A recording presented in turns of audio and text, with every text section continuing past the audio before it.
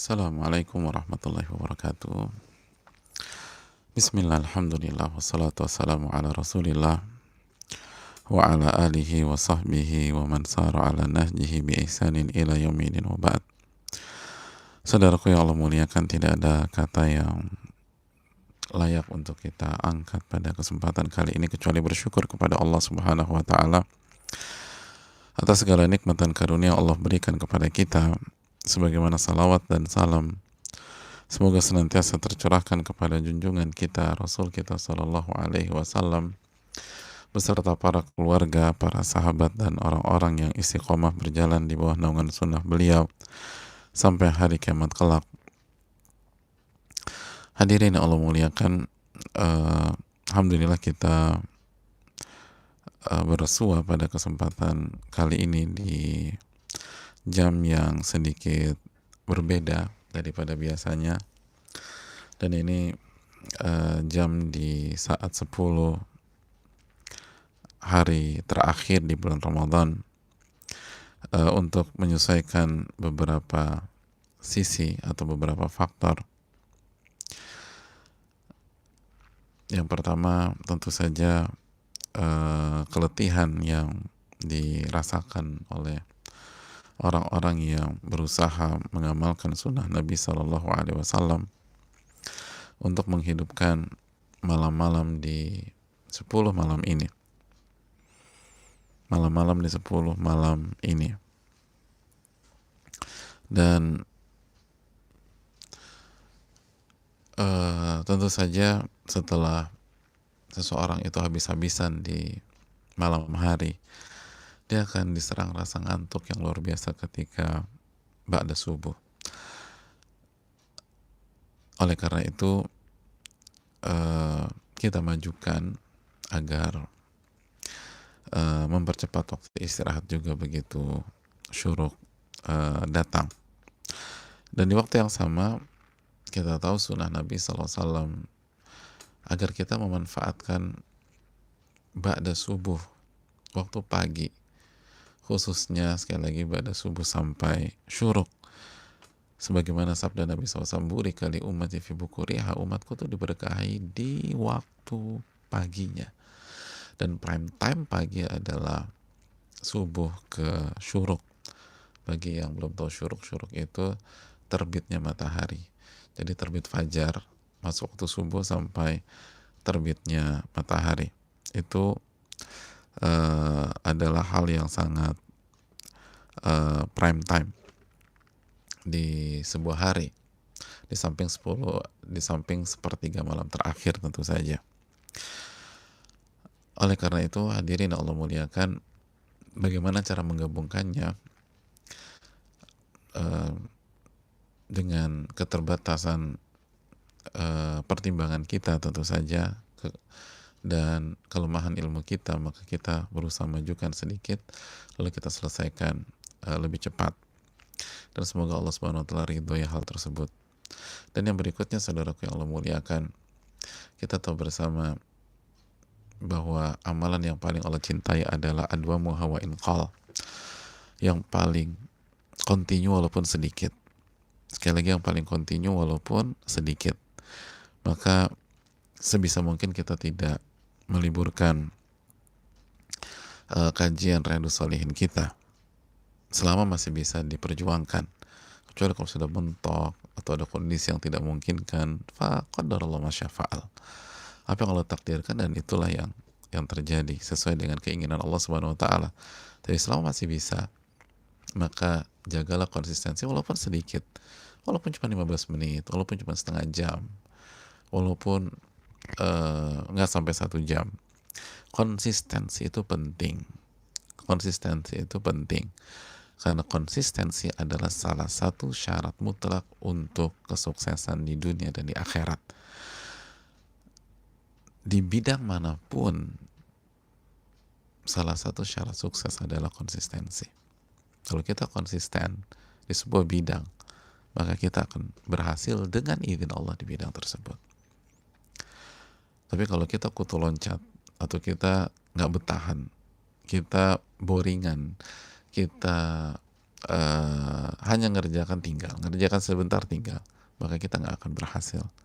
Bahkan bisa jadi di bidang manapun, illa man rahimah rabbuh, kecuali memang pengecualian yang Allah berikan. Tapi itulah kaidah. Makanya para ulama mengatakan man thabata nabat, barang siapa yang konsisten di satu titik, maka dia akan tumbuh. Maka dia akan tumbuh. Bibit seunggul apapun, sebagus apapun, kalau kita tanam lalu beberapa hari kemudian kita gali lagi, terus kita pindahkan ke spot tanah yang lain, lalu kita tanam, lalu beberapa hari kemudian kita gali lagi, lalu kita pindahkan ke spot tanah yang lain, apakah akan tumbuh? Enggak. Begitu juga dengan iman kita, ketakwaan kita. Makanya pentingnya majelis-majelis rutin. Apalagi ketika menunya adalah Riyadus Shalihin. Apalagi jika menunya adalah Riyadus Shalihin. Salah satu buku terbaik di dunia. Buku yang terbukti merubah wajah dunia dengan taufik dari Allah Subhanahu wa taala. Oleh karena itu jemaah sekalian, marilah kita pelajari dengan segala keterbatasan kita dan mengharapkan pertolongan dari Allah Subhanahu wa taala. Hadis yang ke-16 ya. Hadis Abu Musa Al-Asy'ari. Hadis Abu Musa Al-Asy'ari radhiyallahu taala an.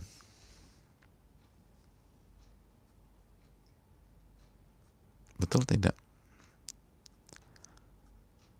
Iya, hadis Abu Musa Al-Asy'ari radhiyallahu taala an.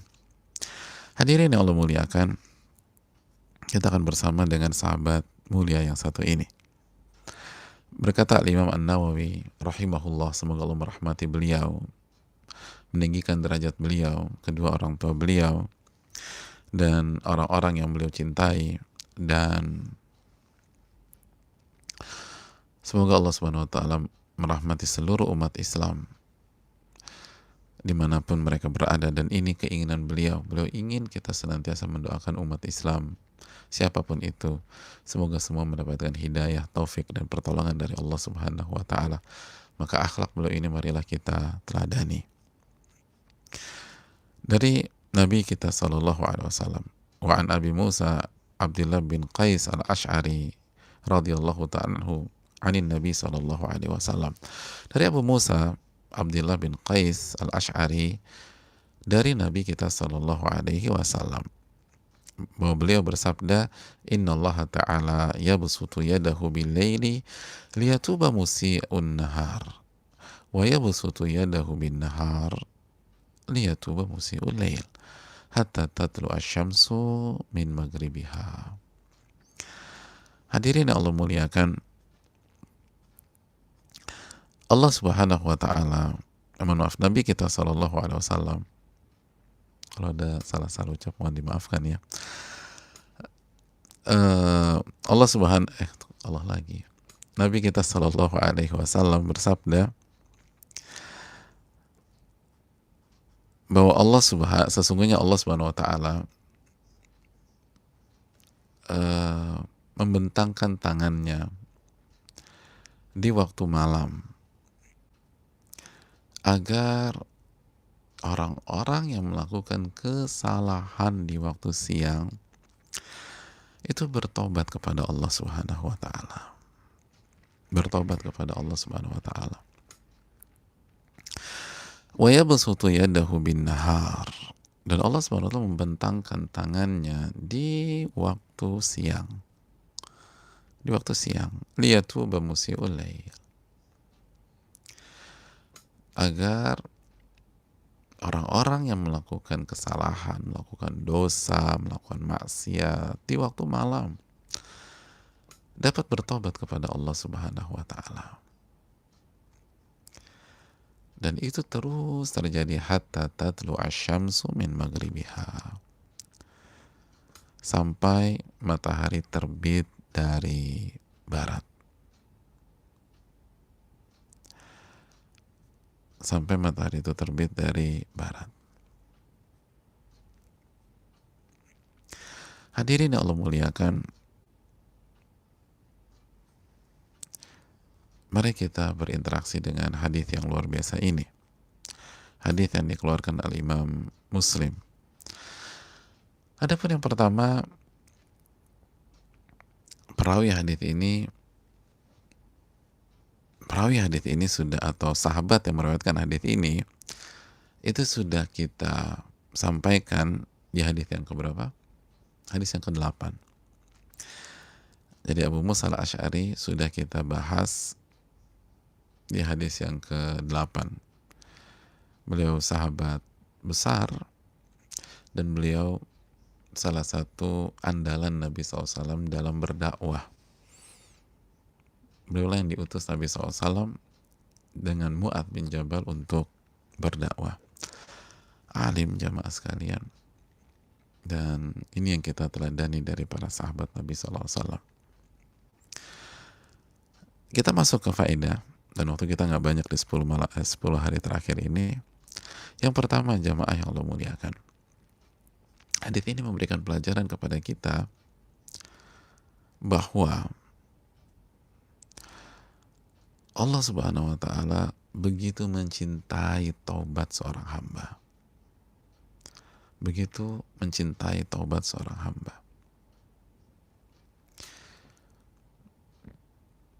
Bagaimana tidak Allah Subhanahu wa Ta'ala membentangkan tangannya di waktu malam dan di waktu siang agar orang-orang yang bersalah, orang-orang yang berdosa, orang-orang yang bermaksiat itu bertobat kepada Allah Subhanahu wa Ta'ala. Kenapa? Karena Allah suka. Allah mencintai taubat seorang hamba. Dan inilah kehebatan Allah Subhanahu wa Ta'ala. Inilah yang membuat Allah itu lam yakul lahu kufuwan ahad. Tidak ada yang seperti dan setara dengan Allah. Laisa kamitslihi syai'. Dan Allah tidak sama dengan apapun juga. Ketika manusia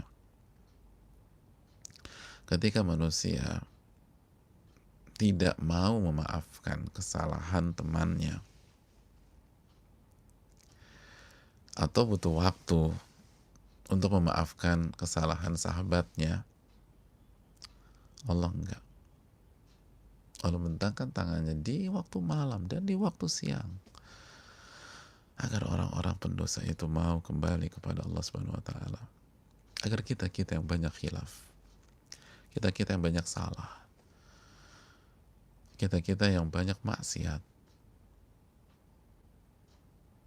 tidak ragu untuk kembali kepada Allah. Agar kita tahu Allah itu suka banget dengan pertobatan kita. Allah itu cinta sekali. Dan kita sudah jelaskan di hadis sebelumnya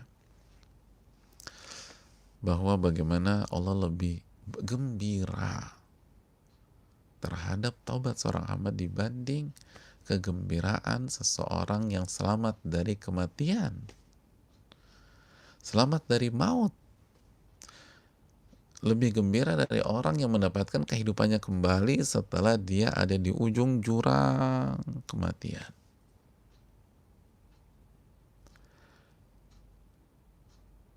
Ini hal penting untuk kita camkan bersama-sama. Itu pelajaran pertama, jamaah. Pelajaran yang kedua,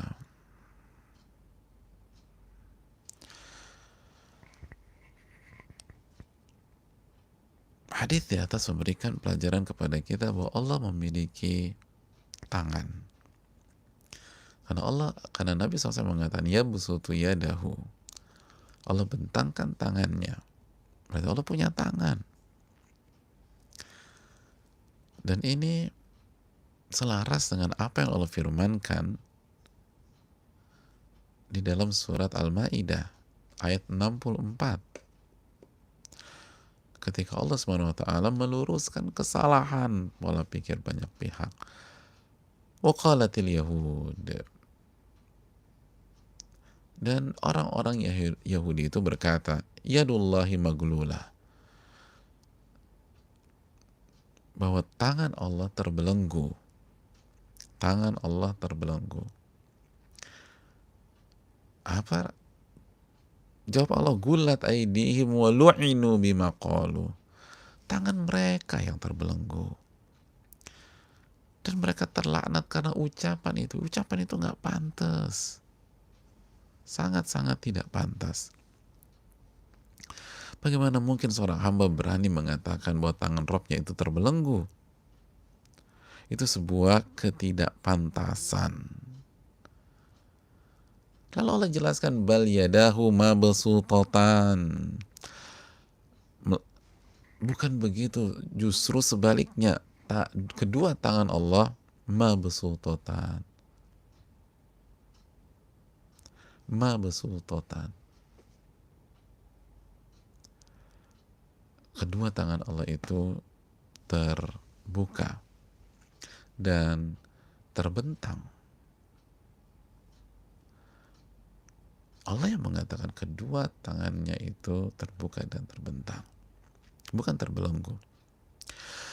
Namun yang perlu kita ingat jemaah sekalian, jangan sampai kita samakan tangan Allah seperti tangan kita atau tangan makhluknya.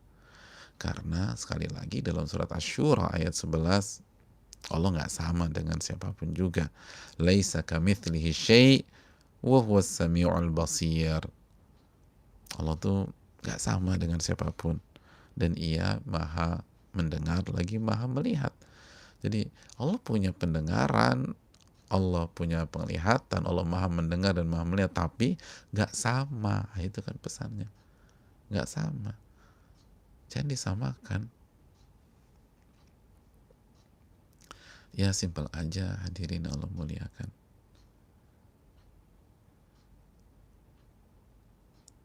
Kita sama manusia aja sama-sama punya tangan beda, panjang tangannya beda, kemampuan tangannya beda, warna kulit tangannya beda. Itu sesama manusia.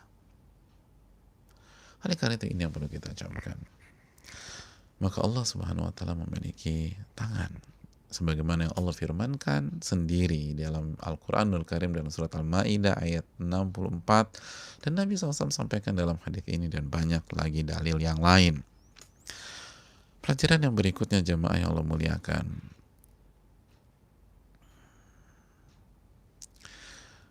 hadis ini memberikan pelajaran kepada kita bahwa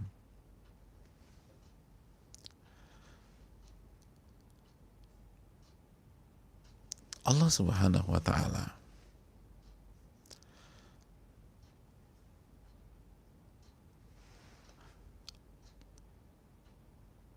memberikan harapan kepada kita semua. Jadi Allah dan Rasulnya memberikan harapan. Oke, kamu khilaf tadi malam, kamu melakukan kesalahan tadi malam, tenang aja, masih ada harapan. Karena Allah Subhanahu wa taala membentangkan tangannya di waktu siang untuk orang-orang seperti kamu. Orang-orang seperti kamu. Lalu sebaliknya, aduh tadi siang gue melakukan kesalahan fatal nih, gue gak bisa nahan emosi. Tenang aja, tenang bro.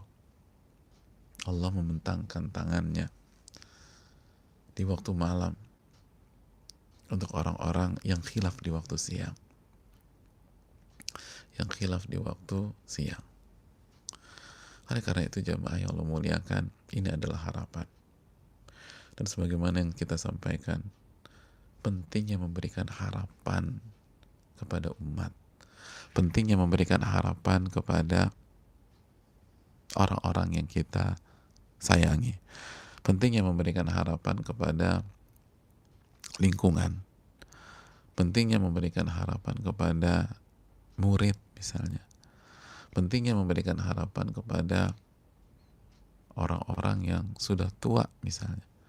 Sebagaimana pentingnya memberikan harapan kepada anak muda. Pentingnya memberikan harapan kepada orang sakit. Karena manusia itu kalau kehilangan harapan, aduh, itu mau duit sebanyak apapun gak ada artinya bagi dia. Fasilitas semewah apapun dia mau bunuh diri tuh. Gak punya harapan. Padahal Itu presiden suite punya dia. Kenapa dia loncat dari balkon presiden suite dia tersebut? Aduh, gue udah gak ada harapan lagi. Gimana gak ada harapan? Itu punya lo semua. Dan bagaimana kalau seseorang kehilangan harapan? Ini bahaya. Pokoknya banyak sekali ayat atau dalil menjelaskan ada harapan. Ada harapan. Ada harapan. Coba kalau misalnya di antara kita ada yang ketiduran tadi malam. Dari jam 9 sampai jam 3 ketiduran. Itu ketiduran apa emang niat tuh Pak Ustadz? Aku baik sangka ketiduran udah. Terus nggak dikasih harapan, udah telat bro. Nggak bisa. Udah, malam 21 hilang, nggak dapet udah Lailatul Qadar. Udah percuma deh. Kayaknya neraka loh. Itu kalau digit sampai gitu, berantakan tuh hidupnya. Oh gitu ya?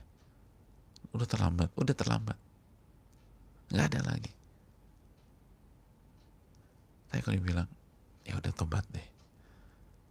Bangkit. Nanti malam 22, semangat lagi. Masih ada malam 23, semangat lagi. Masih ada malam 24, semangat. Tapi jangan pernah diremehin. Jadi karena tadi malam ketiduran antum tuh cambuk. Oh oke. Masih ada kesempatan ya? Masih ada harapan? Masih. Allah itu rahmatnya luas. Di hari-hari biasa aja rahmatnya luas, apalagi 10 malam terakhir. Oke, gue mau berubah. Itu jemaah. Itu hal yang perlu kita camkan. Hadirin Allah muliakan, pelajaran berikutnya yang bisa kita petik dari hadits ini, bahwa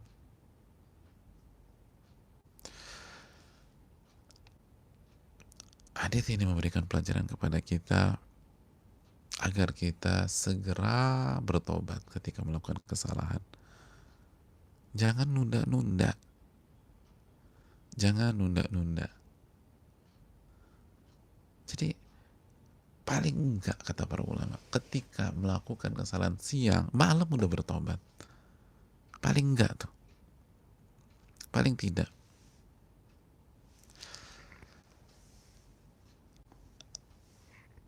Bahkan kata sebagian para ulama, kata Al-Imam Muhammad bin Shalih Al-Utsaimin, hadis ini ada arah, ada pesan, Allah tetap terima tobat kita walaupun terlambat. Loh kok terlambat? Iya. Karena seharusnya begitu kita melakukan kesalahan jam 1 siang misalnya, langsung tobat. Sadarnya kapan? Jam 2. Jam 2 tobat. Gak usah nunggu malam. Kita melakukan kesalahan jam 9 pagi, sadarnya 9.30. Ya Allah, gue khilaf nih. Langsung 9.30 taubat.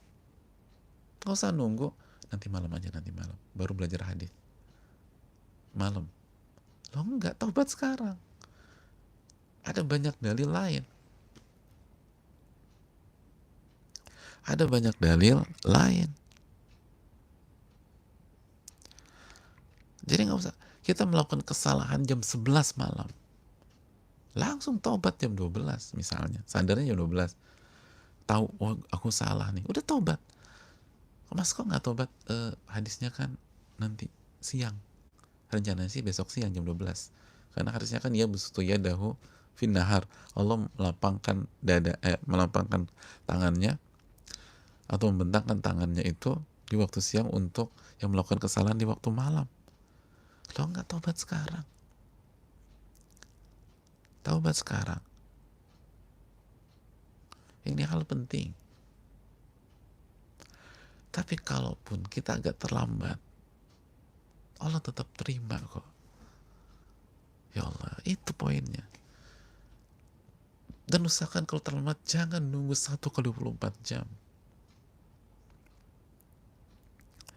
Jangan nunggu. Makanya kata para ulama, ila adamin israr alal maksiyah yauman wahida. Ini dalam jamaah. Jangan, kalau buat dosa, jangan nunggu sehari semalam. Atau jangan nunggu 1 hari. Segera langsung. Hari itu selesaikan. Hari itu selesaikan. Hari itu selesaikan. Hari itu taubat. Hari itu taubat. Hari itu taubat. Jangan nunggu sampai hari esok. hari itu tobat aja. Tadi kita jelaskan keterangan Al-Imam Muhammad bin Sulaiman, ada unsur terlambatnya. Karena kalau bisa detik itu taubat. Ah, ini pelajaran, ini penting pelajaran bagi kita. Jangan nunggu dosa bermalam dulu di rumah kita. Jangan nunggu dosa itu stay 1 hari dulu di rumah kita atau dalam diri kita, mungkin lebih tepatnya. Jadi biarkan dosa itu nginep di diri kita 1 hari 1 malam misalnya. Udah paling paling mentok tuh melakukan kesalahan siang, malam tobat. Malam siang tobat udah. Jangan ditunda. Ini diantara kita nih yang lagi misalnya lagi ribut suami istri. Udah buat kesalahannya siang, malam selesaiin. Malam masalah, siang selesaiin. Jangan nunggu. Dan kita ngerasain begitu itu dosa sempat stay, sempat nginep dalam diri kita sehari aja, itu lebih susah lagi ngobatinnya. Lebih susah. Lebih capek. Lebih ribet. Semakin lama tuh, itu kayak noda kan jamaah. Noda. Makanya kata Nabi kan nukitat lahu nuktatun sauda. Nabi SAW mengatakan apabila seorang melakukan kesalahan itu ditorehkan titik hitam di dalam hatinya. Noda hitam. Noda hitam di dalam hatinya. Anak kita tuh main hujan-hujanan, pakai t-shirt warna putih. Pulang-pulang itu kena tanah tuh t-shirt. Apa yang harus kita lakukan? Kaosnya kena tanah. Kaos putihnya. Langsung cuci saat itu juga. Jangan masukin pakaian kotor, lalu besoknya baru dicuci, udah ribet. Itu kalau besoknya, 2 harinya lebih ribet lagi. 3 hari lebih ribet lagi. Semakin itu ribet. Coba kita lihat, kita yang punya kebiasaan, kita yang punya hal buruk, kita semua punya deh. Apalagi yang bicara, kita punya sifat negatif. Kenapa susah banget dirubah? Karena kita endapin bertahun-tahun, bukan 2-3 hari lagi, bertahun-tahun tuh kita biarin. Tinggal dalam hati kita, tinggal dalam diri kita. Sekarang, la haula wala quwata illa billah. Itu kalau bukan pertolongan Allah nggak bisa kita. Setengah mati, ya Allah. Itu begitu, misalnya sifat malas, malas yang kita pelihara. Bertahun-tahun lu untuk jadi orang rajinnya setengah mati udah. Benar kan? Lihat, ini konsep Islam, ya Allah. Islam tuh mewah banget jamaah. Makanya kita harus belajar kajian rutin, baca kitab para ulama, langsung berinteraksi dengan ayat dan hadits, biar kita lihat langsung nih, ini konsep mahal, ini konsep kehidupan. Anda buat kesalahan, clearkan hari itu. Anda tobat sama Allah hari itu. Siang selesaikan malam, malam selesaikan siang. Itu pun udah agak terlambat kata para ulama. Kalau bisa salah siang selesaikan siang, sore salah tobat sore, malam salah tobat malam, pagi salah tobat pagi, duha salah tobat duha, siang lagi salah tobat siang lagi. Tapi kalau enggak, jangan mundur. Allah masih buka kok, walaupun agak terlambat. Bayangkan sebagian ulama mengatakan ini agak terlambat loh. Kita besok deh, nanti deh, aduh gue belum. Itu tambah mengkarat jamaah. Semakin mengkarat, semakin noda itu nggak dicuci, semakin susah dihilangkan. Dan itu keinginan syaitan. Syaitan nunda, udah tunda. Kan taswif. Kata para ulama, menunda-nunda itu adalah tentaranya si iblis udah. Tentaranya si iblis. Itu konsep kita. Nunda itu tentaranya iblis. Karena begitu kita tunda, semakin sulit dihilangkan. Semakin berat dihilangkan. Ini yang perlu kita camkan. Ini yang perlu kita renungkan. Nah, sekali lagi hadirin yang Allah muliakan.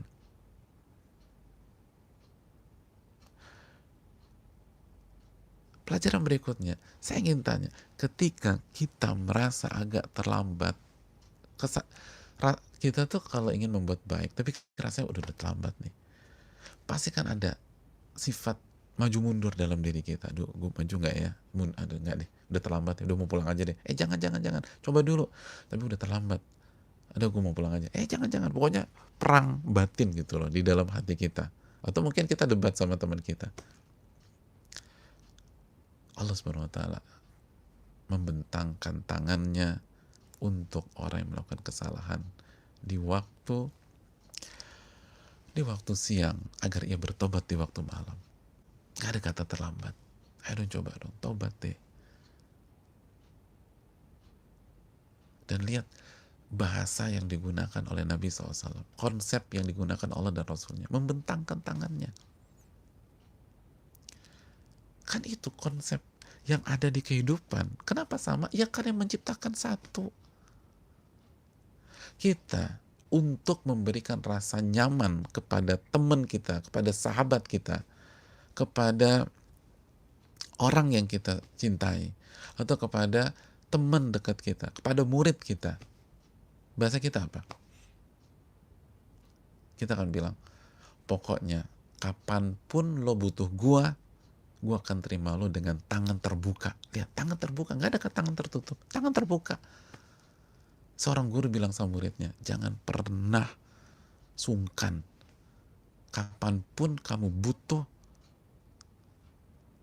saya sebagai gurumu selalu siap menerimamu dengan tangan terbuka. Ya Allah, itu kalau murid udah dengar kata itu udah udah, ya Allah, ini guru ana nih, dengan tangan terbuka. Kapanpun, tangan terbuka. Seorang ibu misalnya, kamu melakukan kesalahan apapun, misalnya anaknya mau kompetisi, mau perlombaan, mau kejuaraan, deg-degan, grogi, takut salah dan seterusnya, atau anaknya melakukan kesalahan fatal di sekolahnya, kesalahan fatal, sangat memalukan, lalu nunduk aja, sedih aja anaknya ini, salah fatal segala macam, dia nyontek lalu ketahuan, lalu di apa, semua satu sekolah bicarain dia, atau dia melakukan kesalahan, lalu ibunya bicara, nak, separah apapun kesalahan kamu adalah anak ibu, dan ibu selalu terima kamu dengan tangan terbuka. Ya Allah, itu nangis tuh anak, walaupun preman di sekolah itu nangis mungkin sama ibunya. Anaknya preman di SMA gitu, wah, nggak ada yang berani sampai, makanya buat kesalahan fatal itu digituin sama ibunya, nangis tuh, atau sama ayahnya. Tapi kalau ayah udah, kamu bikin malu keluarga aja, udah kabur dari rumah jamaah. Muka bapak mau taruh di mana? Di situ, Pak. Emang bapak mau taruh di mana lagi? Dijawab sama tuh anak. Bapak yang nggak punya waktu selama ini. Saya jadi begini tuh gara-gara ribut ya udah. Tapi kalau melakukan kesalahan fatal, mungkin ketangkep polisi, bawa ganja, mungkin bawa putau, tapi sedih nih anak, ya Allah, hancur hidup gua. Ayahnya datang ke kantor polisi, bisa saya bicara sama anak saya? Kata ayahnya, kamu tanggung jawab, nak. Kesalahan itu sebuah proses dalam kehidupan. Seburuk apapun nama kamu di masyarakat,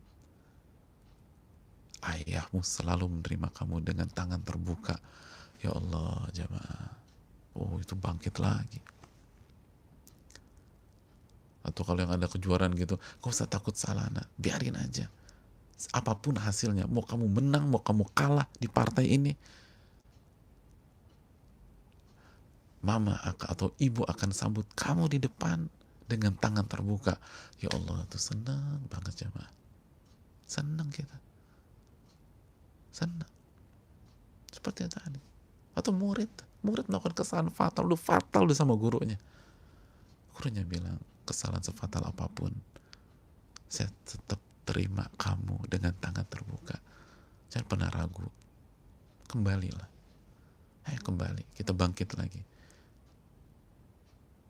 Oh, jamaah, luar biasa. Lihat ini konsep yang Allah berikan. Sefatal apapun dosa kita, seburuk apapun maksiat yang kita lakukan, sesalah apapun kita, ketahuilah Allah menerima kita dengan tangan terbuka. Tangan terbuka.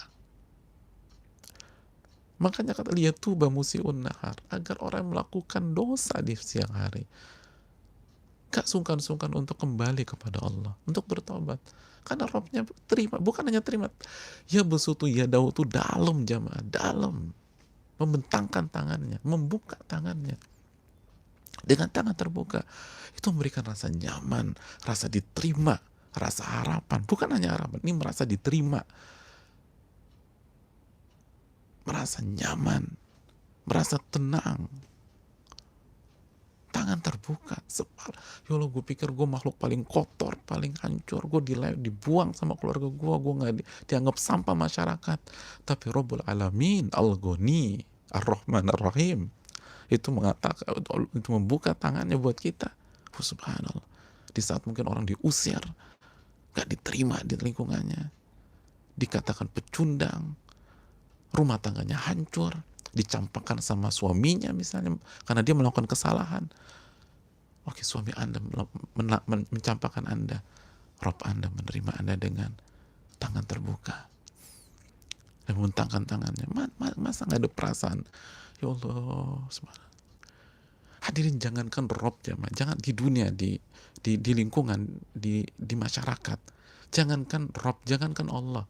Itu kalau ada orang merasa dibuang sama masyarakat, lalu diterima dengan tangan terbuka oleh orang jahat, oleh kepala gangster, jadi anggota geng itu jemaah. Jadi ketika ditanya, lo kenapa sih masuk dunia gini?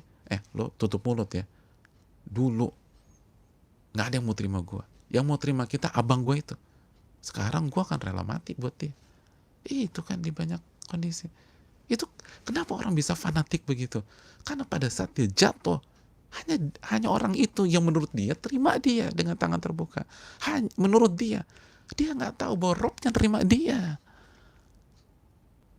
Robnya tuh terima dia. Subhanallah. Ini yang mungkin perlu kita camkan bersama-sama. Semoga bermanfaat.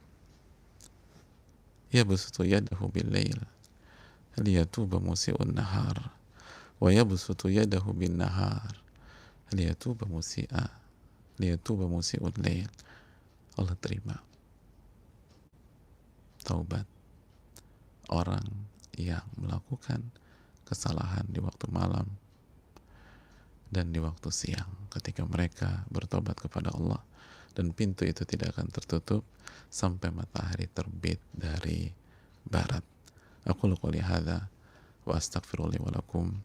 Semoga bermanfaat, dan silakan lanjut lagi zikir pagi yang belum tuntas, atau yang ingin melakukan salat isyraq atau syuruk karena dalam kondisi seperti ini, silakan dilakukan. Wassallallahu ala nabiyina Muhammad subhanaka la ilaha illa anta astaghfiruka wa atubu ilaik. Assalamualaikum warahmatullahi wabarakatuh.